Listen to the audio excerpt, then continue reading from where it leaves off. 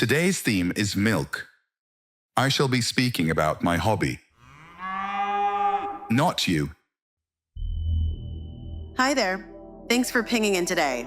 This is Shortwave 14th Ping. I'm Jessie, your virtual host on this frequency. And I'm Peter. A kind of virtual host, I suppose. Which is to say, today, allow me to talk about my hobby. Starting the year at full throttle, aren't we? Okay, first question. What's MILC? It may sound unfamiliar, I grant you. In this context, MILC refers to a mirrorless interchangeable lens camera, what most people simply call a mirrorless camera. You'll often see the term in catalogs and the like. So, basically a DSLR, right? A camera where you can swap lenses? Jessie, no.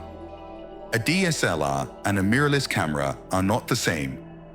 The most significant distinction is, quite literally, whether there is a mirror inside the body. There is, as you know, a viewfinder, an aperture through which one frames and focuses. A DSLR shows you an image reflected by an internal mirror. Optical, as they call it. A mirrorless camera, by contrast, shows you the image as captured by the image sensor, electronic. In brief, it is as though a small monitor has taken residence where the mirror once lived.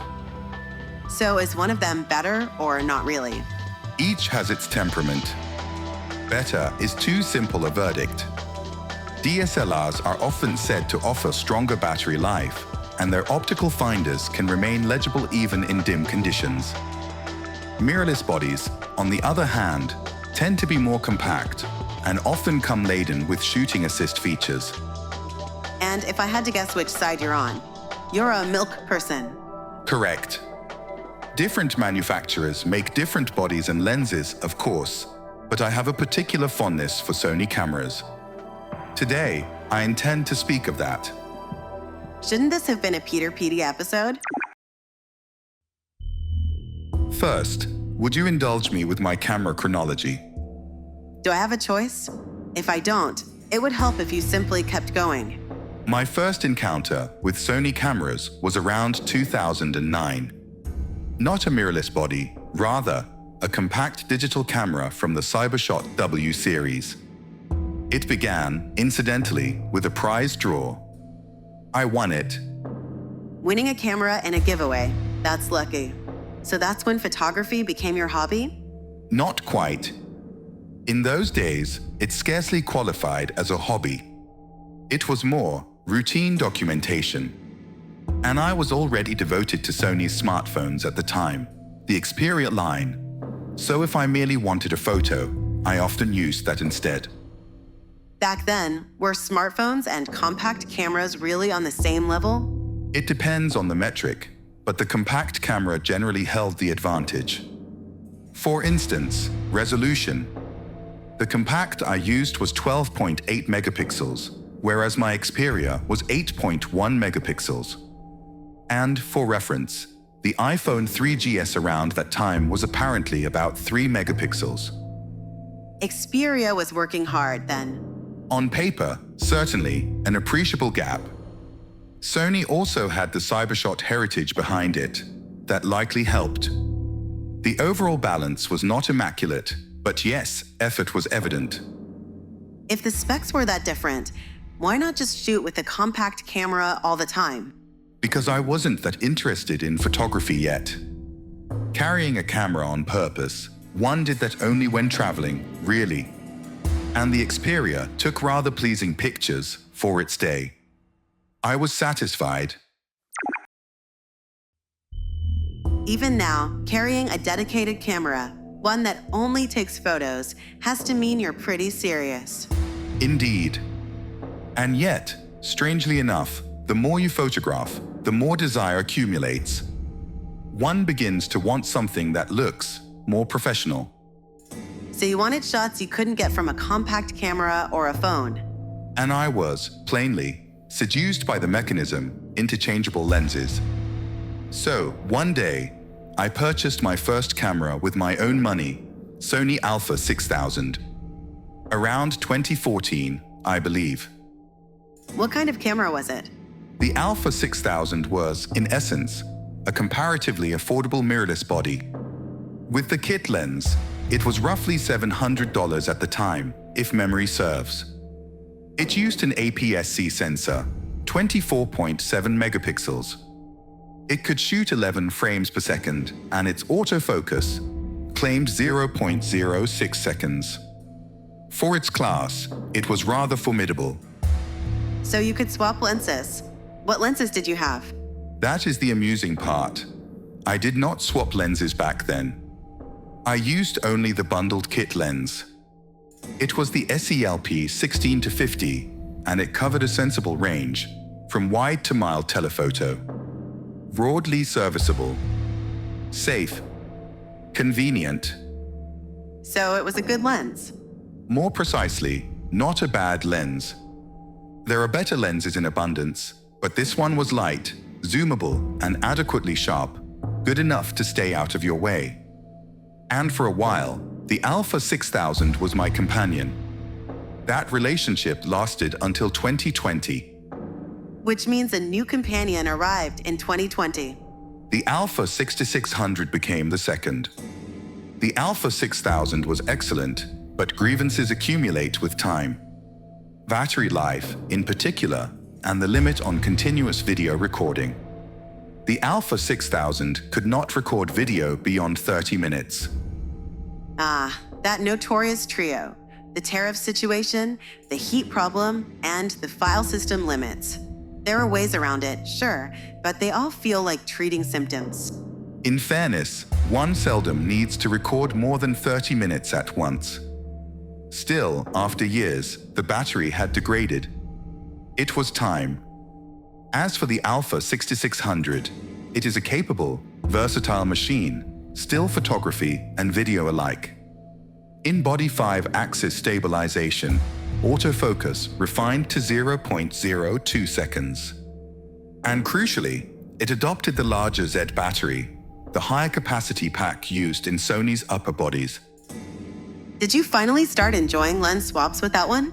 The kit lens was the SEL 18-135, but I did not use it much. It was large, heavy, and I found fewer occasions for telephoto than I'd expected.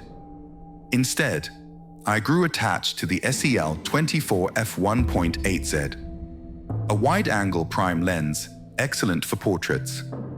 It renders a pleasing background blur, and the image quality is strong. It taught me the charm of prime lenses. I also used the SEL 10-18 quite often, an ultra-wide zoom. Useful for video and live streaming, especially in tight rooms, which, regrettably, were common. Sounds like the Alpha 6600 was the one you really put through its paces. So does your camera story end with the Alpha 6600? Desire does not end, Jesse. You're a little insufferable today. All my cameras thus far were APS-C. And as I used the Alpha 6600, my interest in a full-frame sensor grew daily. So this is the infamous camera swamp. Full-frame cameras come in all kinds, though. Which did you get? The Alpha 7C Mark II. I was moving from APS-C, and I wanted a body that felt familiar in hand, similar sensibilities, if possible. The Alpha 7C Mark II obliged that indulgence. It was, for me, the best choice. So it looks almost the same as what you used before, even if the inside is different? A blunt summary, but not incorrect. Imagine the Alpha 6600 size, with much of the Alpha 7's full-frame capability compressed into it. That is the Alpha 7C Mark II. Honest question, what actually changes when the sensor size? Two things, chiefly, the field of view you can capture and how much light you can gather. Let us assume, hypothetically, that all other conditions are identical. Then, angle of view, APS-C makes the subject appear larger, full frame captures a wider scene. Background blur, full frame yields more blur, generally. Tonal range, full frame can better resist blown highlights and crushed shadows. Low light performance, full frame more easily suppresses noise while retaining detail. Such are the broad differences. So full frame sits above APS-C then? As a general tendency, yes, more high-spec bodies and lenses are released for full-frame systems. So in product line terms, yes. However, to say APS-C has no advantages would be false. APS-C is often more compact and more affordable to build a system around. And if telephoto is your primary concern, APS-C can be particularly advantageous. As for blur, dynamic range, and low light, full frame often wins on paper, yet depending on what you shoot, it may not matter in practice. So there are plenty of cases where APS-C is enough. Yes, quite a few. Put crudely, more background blur also means a narrower plane of focus. If you want buildings and people crisp together, or you often photograph groups, you must keep more in focus. In those moments, beautiful blur becomes a lesser concern. Low light performance is similar. Unless you frequently shoot night scenes or dark interiors, it does not become the bottleneck. And even then, one may compensate through fast lenses, settings, and the camera's own functions. So it is not as simple as full frame is better. Then what's the value of full frame? As I said, manufacturers tend to release high-end bodies and lenses for full frame. That much is true across brands. So, when you require higher operability, broader expression, or more demanding shooting, full frame becomes a sensible, reasoned choice. For instance, smoother control through dials and buttons, faster continuous shooting, high-resolution files for prints, harsh environments, or simply the insistence on capturing a fleeting moment without compromise. Got it. So for a hobbyist, it's not necessarily required. And the more high-spec you demand, the more money you burn. I prefer full frame, but wisdom lies in balancing budget, features, and intention. Cameras are deeper than I thought. I'm kind of interested now. Oh? Excellent. If you like, we might enjoy it together.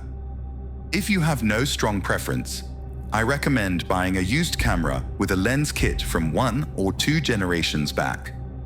Even 2 generations old can be quite capable, an ideal first body. Of course, if your budget allows, you could buy the latest flagship. There are worse sins. Fair. I'll think about it. Wait, what kind of photos do you take, Peter? You've never shown me. Screenshots, mostly.